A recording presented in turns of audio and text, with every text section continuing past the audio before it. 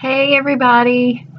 Um, I have sent you the work for this week, for the week of March 29th and 30th through April the 3rd, I think.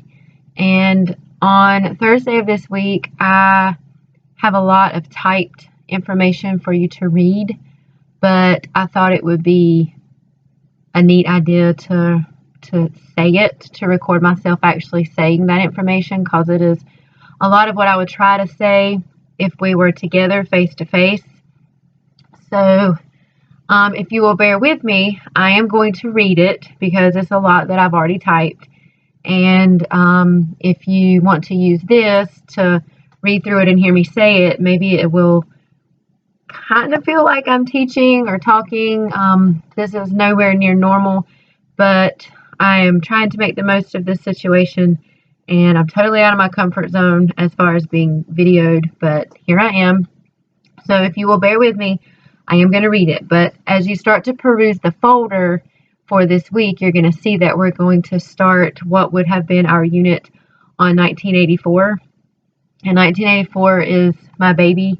You hear teachers talk about their babies and things that they enjoy teaching, and 1984 is mine.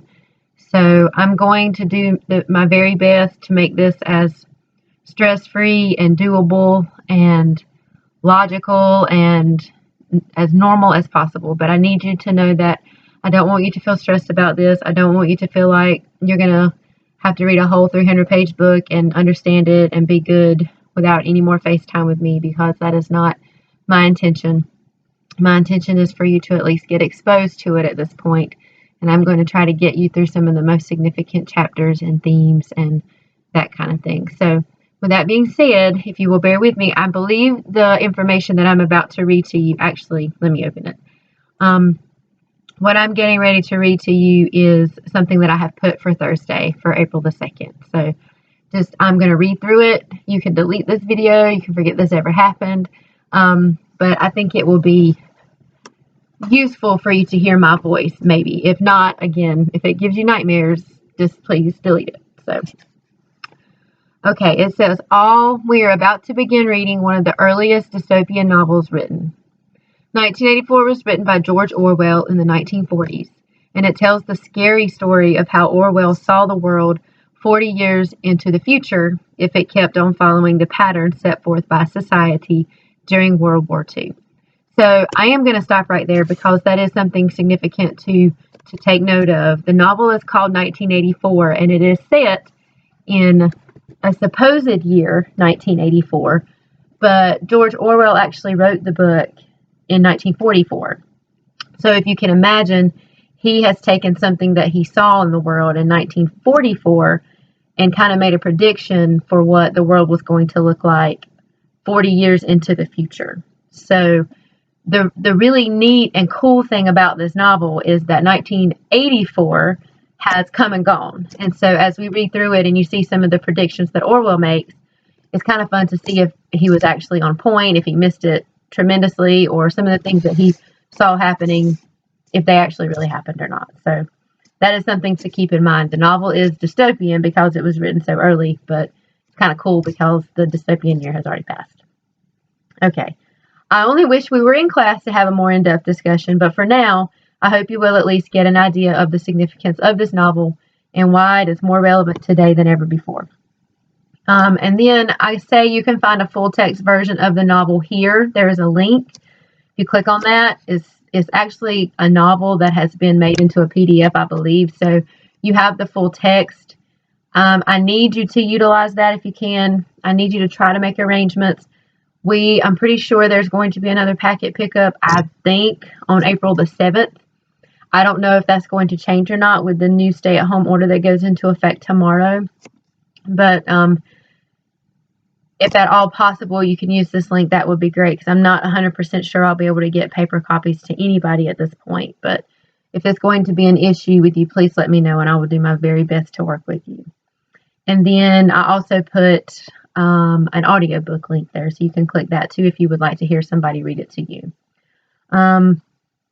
I know, let's see, I will go ahead, and I'm pretty sure, I'm going to skip to where it says I can make arrangements somehow. I know some of you just love reading, Just love having the actual book in your hand, but right now I can't make that promise. I will go ahead and tell you that we will not read the entire novel, like I said earlier, so please try to read the chapters that I do assign, because nothing about this situation is ideal, but it is, I hope that you can finish your sophomore year at least being exposed to the novel. Now, having said all that, I am about to assign you the first chapter to read. Please make sure you have completed the handout. So today is Sunday. I'm doing this on Sunday, so your work is in the folder. This little blurb that I'm reading to you is actually not in the folder until Thursday. So you've had a series of assignments to complete up until this day. So please make sure you have done all the dystopian work first before you read the novel. And I said, let's see.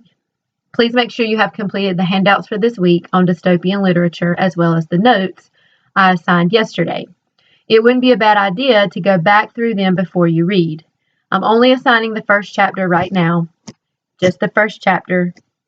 Please read it, then reread it, then reread it again. I know you're going to have questions, and that's why I'm not bombarding you with a lot of chapters yet.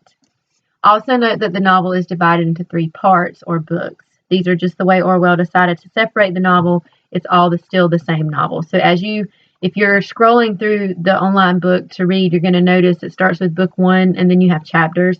And the chapters are, I'm pretty sure, in Roman numerals. So that's probably going to be annoying.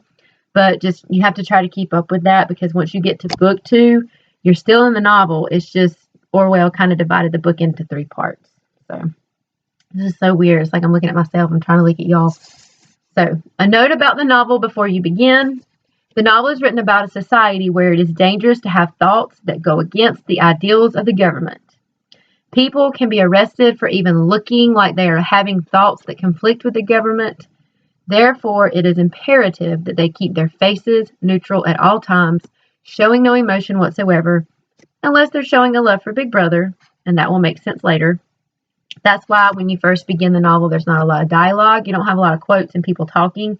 What we get more or less are Winston's thoughts, since he doesn't talk to a lot of people yet. So as you start the book, and I'm just kind of going off track here, but there's a lot of reading that's just kind of dry. And the first chapter is tough. I'm going to go ahead and tell you. But if you can get through the first chapter, you will get more characters later. There'll be more dialogue later. The plot will thicken. The plot will move. But we've just got to get through that first chapter. That's why I'm giving you time to kind of process and take time to read and reread if you need it. But going back to the idea of the thoughts, if you've done the notes, you've probably already seen the term thought police. But thought police are just like what you see patrolling in a state of martial law, where you have police patrolling in a police state. And so they walk around with their truncheons and their big helmets and their uniforms. And if they look at you and they think you're thinking something that you should not be thinking, then you can get taken to jail in the novel. So it's kind of scary. It's a really scary thing. So it's very important to keep your face this just kind of blank, neutral stare at all times. And as you start reading, that will make more sense. And then one more thing to help you. Winston, when the novel begins, when you read the first page or the first screen or however you're reading the novel of this book, page of this book, it was a cold day in April and the clocks were striking 13. That's how the novel begins. Winston has left his job and he's gone home for lunch. So when he gets home, he starts writing, and you're going to see that he thinks a whole lot, and he doesn't do it when he's out in public. He waits till he gets home. And so at one point he has a flashback to something that's happened earlier in the day. So I'm trying to emphasize that the flashback, it's pretend like he's gotten up, he's gone to work, and then he's gotten up, he's gone to work, something happens at work, and then fast forward to the beginning of the novel where he has left work to come home for lunch. He's getting ready to sit down and think about something that's happened on the same day at work earlier that morning. So when you get to the line, and I actually put this in here, on page 13 of the ebook, once you click on the link that I've given you, on page 13, it's going to say, "It had happened that morning at the ministry, if anything so nebulous could be said to happen." So when you get to that line, when you're reading on page 13, you're about to read Winston's flashback. So I'm trying to set you up for that. I would do this in class normally, and I don't want you to be confused. But just know that he goes to his apartment. He's chilling out. He's writing in a diary, which is totally illegal. And then he's getting ready to write about something that happened earlier the same day while he was at work. So I hope that kind of helps set you up. Now, please read chapter 1. It's about 28 pages of the ebook. Write down questions that you have, anything that confuses you. Take notes, anything that's going to help you. If you need me to help you get through this, I do believe we're allowed to use Google Meetings, Google Hangouts. So I can probably make this happen. We can log into our Gmail accounts at the same time and do a little a little video chat, kind of like what I'm doing right now.